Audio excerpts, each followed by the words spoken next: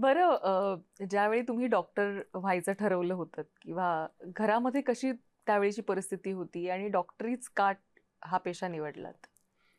माझे वडील प्राथमिक शिक्षक नगरपालिकेमध्ये होते. आई तर म्हणजे गृहकाम करणारी महिला होती.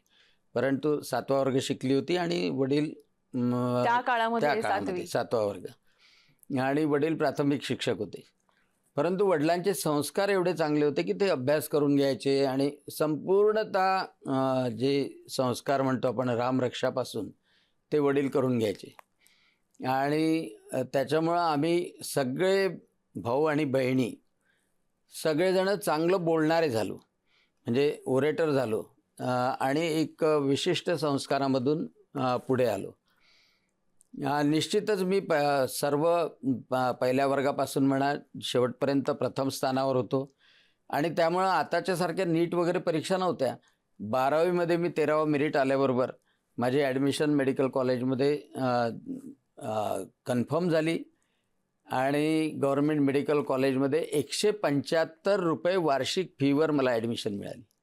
₹175 वार्षिक फीवर आणि त्यामुळं माझं शिक्षण होऊ शकलं आणि MBBS झालो. MBBSमध्येही चांगले मार्क मिळाले म्हणून MD मेडिसिन मिळालं.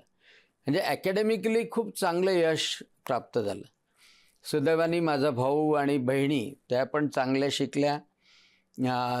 भाऊ पण ACP म्हणून आता रिटायर झाला आणि बहिणीसुद्धा दोघी शिक्षिका आहे आणि एक त्यापैकी कॉर्पोरेटर झाली ठाण्यामध्ये आणि दुसरीसुद्धा अतिशय संघर्ष करते राजकारणामध्ये.